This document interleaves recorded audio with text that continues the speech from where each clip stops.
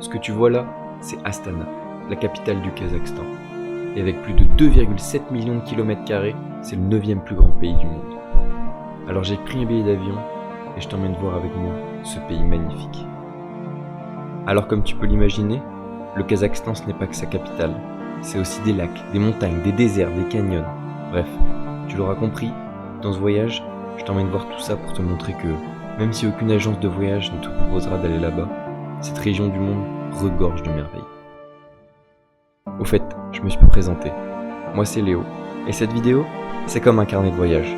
Un carnet qui retrace toutes mes aventures, mais surtout, qui me permet de raconter mes histoires tout en apprenant à les filmer. Alors, maintenant que les présentations sont faites, je pense qu'on peut y aller. C'est parti.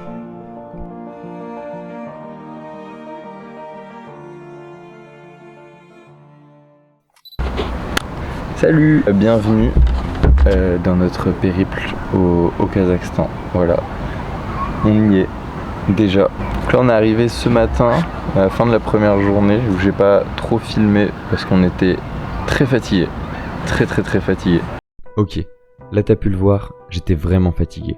Donc je te fais un petit résumé, ce sera plus rapide. La veille, on a quitté la Bretagne en train à 5h du matin, puis on a pris notre premier avion à Orly. Et après 4 heures de vol et un peu plus d'1 heure de retard, on a finalement rejoint Istanbul pour s'envoler vers Astana, la première étape de notre périple.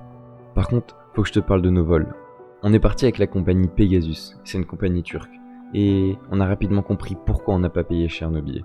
En fait, on s'est retrouvé dans des vols au milieu de la nuit, sans nourriture ni boisson.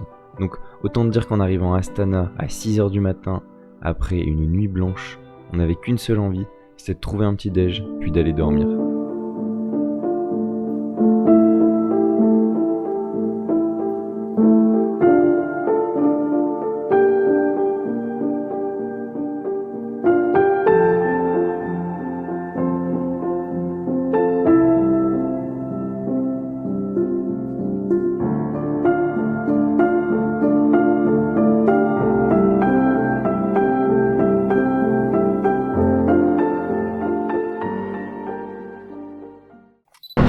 Débrief de la première journée au Kazakhstan, à Astana.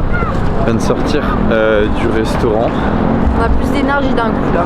Plus d'énergie, d'un coup ça mange. Hein. Ça va beaucoup mieux. Donc voilà, on a décidé, comme on est au Kazakhstan, de ne pas manger de la cuisine européenne. Donc voilà, on a mangé indien. Non mais les premiers jours aussi. Là on voit la ville de nuit cette fois-ci. La ville de nuit. Il y a tout qui s'illumine, tous les lumières. Trop beau. On est les seuls touristes, enfin les seuls français pour sûr, on n'a croisé aucun. Et touristes, on n'en voit vraiment pas beaucoup, surtout pendant la journée. Là, la nuit, il y a un peu plus de gens qui visitent. Je sais pas si c'est des gens d'ici qui juste profitent ou si c'est des touristes. Mais il y a vraiment peu de touristes. C'est trop mignon avec les lumières. On va retourner à l'hôtel pour aller se coucher parce que besoin d'un gros dodo, hein. Même si on a fait une sieste de 4 heures. Voilà. On avait tellement de retard que... C'est ça.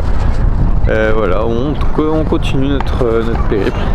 Bon, du coup, première journée à Astana, t'en penses quoi? Bah, très belle ville, franchement. Des monuments super beaux. Ça se voit que les architectes ils se sont fait plaisir. Ça se voit qu'il n'y avait pas de budget, que c'était nos limites. Donc sur ce point-là, vraiment exceptionnel. C'est étonnant parce qu'on voit que c'est super nouveau. C'est encore en travaux d'ailleurs, il y a plein de trucs qui sont en train de construire un métro aérien, un truc comme ça. Et mais sinon super beau. Par contre énorme, vraiment énorme. Tu peux limite pas faire à pied les trucs. Bah écoute, moi je m'attendais à pas grand chose, Ouais. et agréablement surprise. Non franchement je pense pas que ça allait être comme ça. Enfin moi j'ai comparé ça à New York mais on n'est pas... mais ça fait un peu penser à ça, à plein de gratte-ciel et tout ça. Et les gens ont l'air super gentils donc ça fait trop plaisir. Vraiment très plaisir. En fait, si tout paraît moderne ici, c'est parce qu'il y a à peine 30 ans, la ville n'existait pas. Enfin presque. La capitale, c'était Almaty, une ville d'1 million d'habitants au sud du pays que je te présenterai plus tard. À la fin du XXe siècle, lorsque le Kazakhstan prend son indépendance de l'URSS, le gouvernement décide de déplacer la capitale plus loin des frontières kirghizes et chinoises, car elles sont politiquement trop instables. Et malgré des hivers allant jusqu'à moins 40 degrés, c'est la ville de Akmola dans le nord du pays qui est choisie, et qui deviendra par la suite Astana, qui veut littéralement dire capitale en kazakh. Suite à ça, dans les années 2000, le Kazakhstan déboursera l'équivalent de près de 40 milliards de dollars pour créer un nouveau centre qui servira à promouvoir ce pays à l'international. Et malgré des ambitions faramineuses, ces grands travaux arriveront à terme 10 ans plus tard. Aujourd'hui, Astana n'est toujours pas la ville la plus peuplée du pays, mais elle continue d'attirer de plus en plus d'entreprises et d'habitants. De nouveaux projets d'urbanisation sont d'ailleurs toujours en cours, comme pour montrer que cette ville est loin d'être terminée. Alors oui, Astana est une ville moderne et vend du rêve, mais il ne faut pas oublier que c'est avant tout une exposition à ciel ouvert pour vendre une belle image du pays, car en réalité, cet urbanisme incessant a fait s'envoler le coût de la vie sur place, empêchant la classe moyenne de profiter de ces grands projets.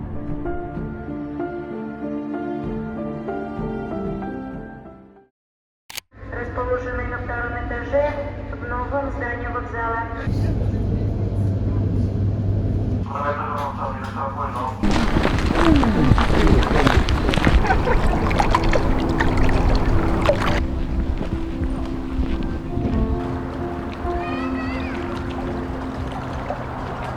Et on va dire, attention. On est déjà sur le côté.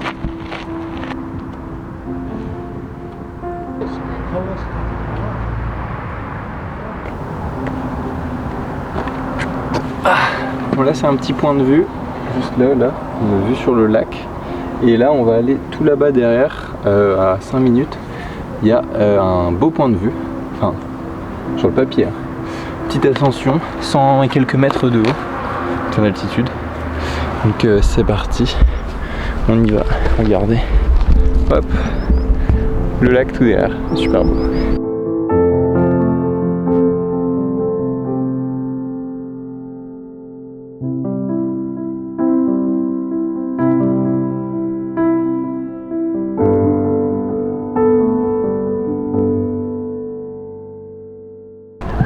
Donc sur le chemin qui longe le lac Bourabaï, petite ascension, prévision, entre 10 et 30 minutes par ChatGPT. Je pense qu'on va avoir une très belle vue.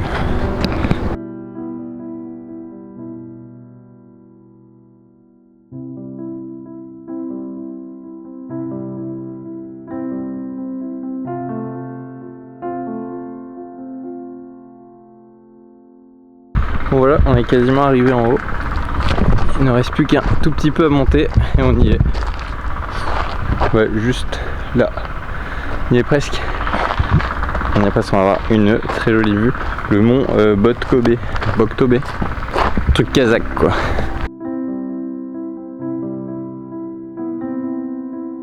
C'est ici, en haut de ce qu'on pensait être le mont Bolekto, qu'on a pris notre première claque au Kazakhstan. Et ouais, on s'est trompé. On est monté sur la colline d'à côté, mais à vrai dire, rien n'y fait. Chaque point de vue ici est immensément beau. Alors c'est bien là, seul sur notre rocher, devant ce lac entouré de petites montagnes, qu'il nous importait peu finalement d'être sur le bon sommet. Car on ressentait une vraie sérénité, qui d'ailleurs nous était partagée par les nombreux Kazakhs souvent venus de la capitale pour se reposer dans cet havre de paix. Ici, on s'est senti chanceux de se trouver dans une carte postale qui n'est pas victime du tourisme de masse. Rien qu'un peu d'eau, quelques cailloux et la bonne humeur des locaux. Là on redescend on est censé être le mont Bolekto, mais en fait c'est plus son voisin. Mais bon, on est sur un excellent point de vue. Une petite excursion à Bourabaï, vraiment à mettre sur la liste. Vraiment très sympa. C'est en pleine nature et tout, ils appellent ça la petite Suisse, parce que ça ressemble un peu à la Suisse. Et voilà, en plus c'est pas super cher. On a pris le train pour venir, donc entre le centre et la gare, on a pris un taxi. Un Yandex Go, genre comme Uber. Ça nous a coûté 1700 tenge, donc 3 euros en gros, un peu moins même. Ensuite le train aller-retour pour 2, donc c'est un train avec des sièges normaux, C'était combien? C'était 13 000 je crois pour deux, donc ça c'était le plus cher. Donc on est à 22 € en gros, un truc comme ça. Et puis ensuite on a repris un taxi de la gare là-bas jusqu'au truc, mais c'était pas un taxi vraiment, c'est j'ai plus le nom exact, mais c'est les trucs où les mecs remplissent leur voiture, tant que c'est plein t'attends, et dès qu'elle est pleine elle part pour les destinations. Donc là on a de la chance, j'étais en train de chercher sur Yandex mais il n'y avait pas de Uber. Donc j'étais là en train de me dire on va peut-être faire trouver un taxi, et un mec il me fait Bourabaï, et je fais ouais, et il me fait ok, et du coup avec le Google Trad on a réussi à avoir le prix. Il nous prenait 3000 tenge pour deux, donc 5 € pour deux, c'était pas grand chose, ça c'était bien. Et on est arrivé, donc on a croisé une Kazakh très sympa qui a pris le Insta de Clairvy. On a mangé des genres de ravioles avec de la viande super bon, mais en fait on a lu, en traduction, moi j'ai lu ravioles frites. Du coup je me suis dit oh trop bien, donc des ravioles avec des frites. En fait c'était frit. Du coup on attendait nos frites et on était en mode bah comment ça y a pas de frites? Puis là j'ai fait le lien, ah putain frit, parce que sur internet les ravioles elles ressemblaient pas à ça, bah elles étaient pas frites du coup. Donc c'était ça ressemblait à un truc différent. Ah bon du coup Clairvy a eu du mal à manger parce qu'elle a un peu mal au ventre, mais moi j'ai trop kiffé. Donc on a pris un doggy bag pour le reste. On finira à la maison ce soir ou dans le train au retour, parce que le train est à 19 h, on rentre que à 11 h 30 à Astana.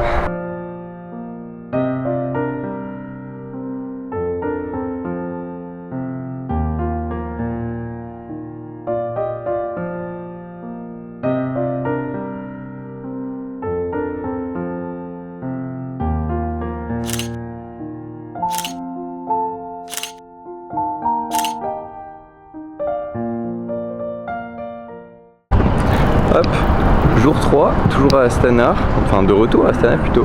Là, première étape de la journée, on a rendu les clés de l'hôtel.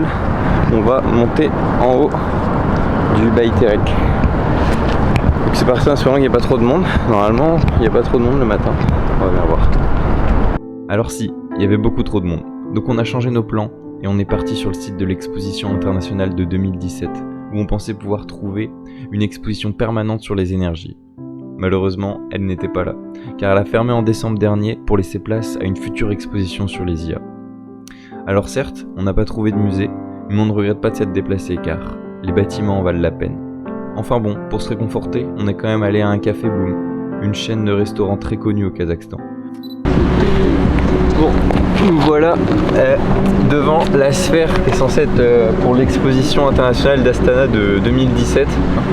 Mais Léo il avait fait un programme hyper bien fait pour aujourd'hui et en fait là il est 14 h et tout a été annulé. On n'a rien fait pour l'instant. Si on a mangé. On a mangé super bon. Café Boom s'appelle, c'est une chaîne ici. Et c'était bon. Mais sinon c'est très très joli. De la bonne musique. Ouais. C'est toujours dans la démonstration architecturale. Bon allez. Bon là, il y a beaucoup de bruit mais on est dans un centre commercial. On a un peu rien d'autre à faire de notre après-midi. Si on veut juste monter au Bayterek, mais voilà, notre train est à 20 h. Comme il n'y avait personne ce matin. Il est 13 h 30 là, on part à 20 h 30, donc bon, on a le temps. C'est marrant, ici leur McDo c'est un M stylisé, ou alors c'est juste pas un McDo.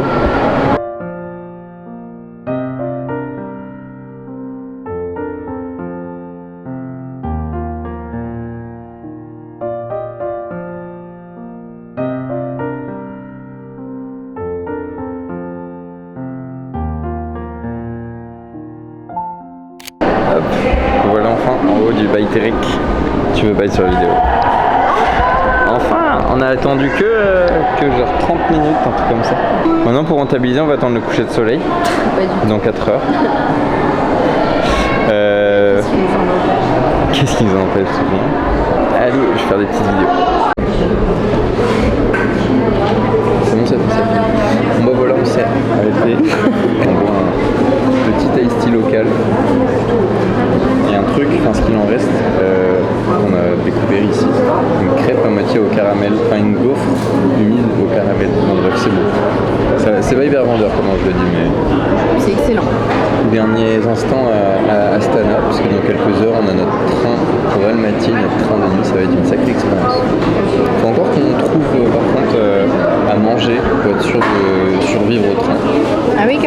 achète de l'eau. Et voilà.